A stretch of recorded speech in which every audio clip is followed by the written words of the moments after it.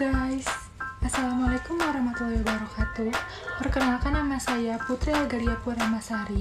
Pada kesempatan ini, saya akan menjelaskan anatomi fisiologi tentang sistem urinaria pria. Sistem urinaria adalah sistem organ yang berfungsi untuk membentuk, menyimpan, dan mengeluarkan urin, serta menjaga keseimbangan cairan dan elektrolit dalam tubuh. Selanjutnya, di sini saya akan menjelaskan tentang organ sistem urinaria. Ada yang tahu siapa yang mengetahui tentang sistem urinaria pada pria? Sistem urinaria pria terdiri 4 organ utama: ginjal, ureter, kandung kemih, uretra.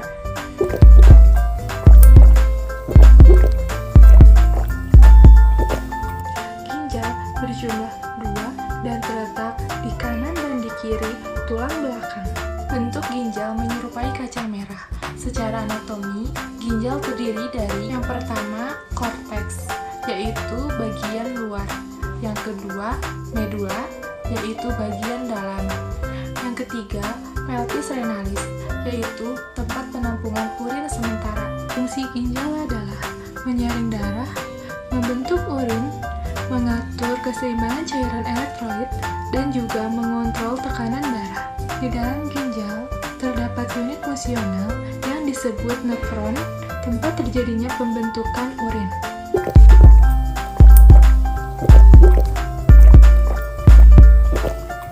Selanjutnya, ureter. Ureter adalah saluran yang menghubungkan ginjal dengan kandung kemih. Fungsi ureter adalah mengalirkan urin dari ginjal ke kandung kemih melalui gerakan peristaltik.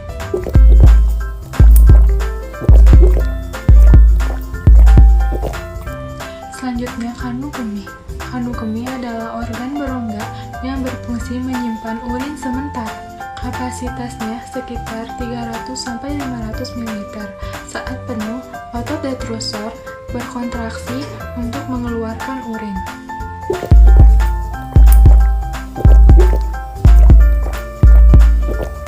Selanjutnya, uretra pria.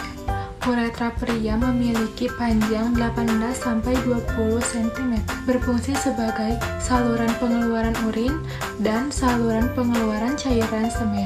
Uretra pria lebih panjang dibandingkan wanita, sehingga resiko infeksi lebih rendah. Uretra pria terbagi menjadi 3 bagian: 1. Uretra prostatica, 2. Uretra membranacea, 3. Uretra spongiosa.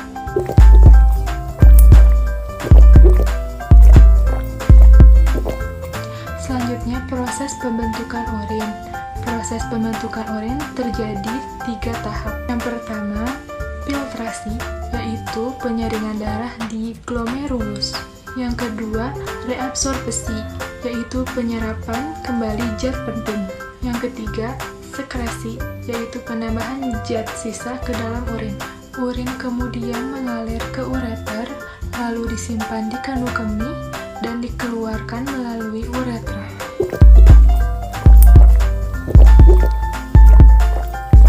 Selanjutnya, mekanisme miksi. Miksi adalah proses pengeluaran urin. Proses ini terjadi ketika kandung kemih terisi penuh. Tahapan proses miksi: yang pertama, kandung kemih meregang. Yang kedua, reseptor peregangan mengirim sinyal ke otak.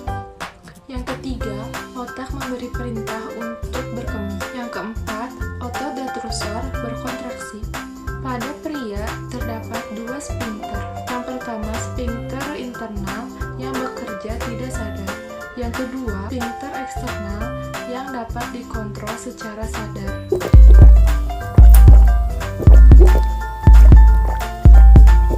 Selanjutnya, para sistem urinaria keseimbangan dalam tubuh. Sistem urinaria berfungsi tidak hanya untuk membuang urin, tetapi juga sebagai sistem pengatur utama keseimbangan urin internal. Perannya meliputi mengontrol volume darah, mengatur kadar elektrolit, mengatur keseimbangan asam basa, dan menghasilkan hormon. Sistem ini akan berdampak pada seluruh tubuh.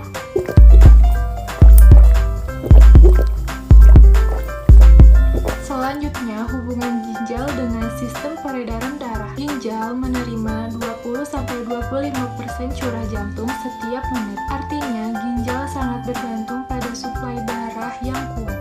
Jika aliran darah menurun, filtrasi glomerulus menurun, produksi urin juga menurun, dan zat sisa menumpuk dalam darah. Inilah yang terjadi pada gagal ginjal akut.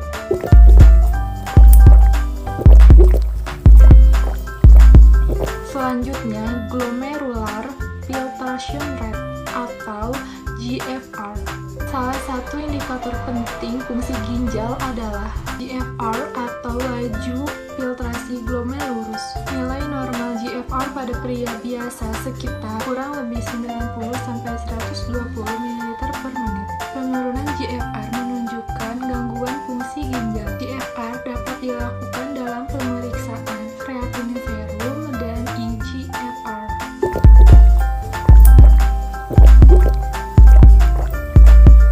Selanjutnya, pemeriksaan laboratorium sistem urinaria. Yang pertama, ureum atau BUN merupakan hasil metabolisme protein.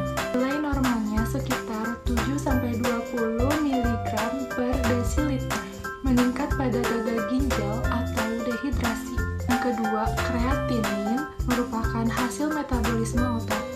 Nilai normalnya sekitar 0,7-1,3 mg per desiliter. Kreatinin merupakan indikator paling spesifik bagi ginjal.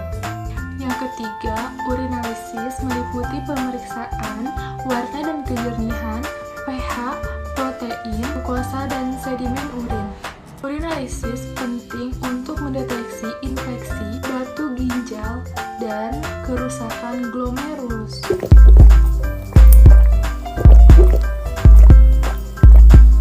Selanjutnya, mekanisme pengaturan pH darah. Ginjal menjaga pH darah sekitar 7,35 sampai 7,45 dengan cara mengekskresikan ion H+, mengabsorpsi bikarbonat, dan membentuk amonia sebagai buffer.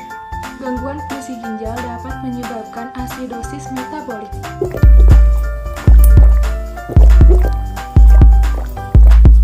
Selanjutnya, karakteristik khusus urinaria pria. Pada pria, uretra lebih panjang dan melewati kelenjar prostat. Akibatnya, pria lebih beresiko mengalami tensi urin akibat pembesaran prostat, gangguan aliran urin, dan infeksi sekunder. Ini menunjukkan bahwa faktor anatomi mempengaruhi resiko klinis.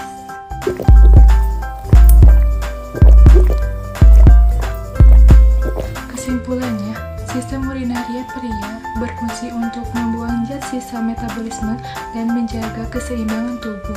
Organ yang berperan adalah ginjal, ureter, kandung kemih, dan uretra yang bekerja secara terkoordinasi dalam proses pembentukan dan pengeluaran urin.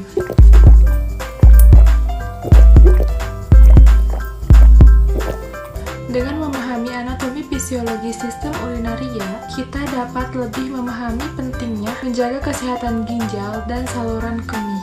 Sekian dari materi yang saya jelaskan. Wassalamualaikum warahmatullahi wabarakatuh.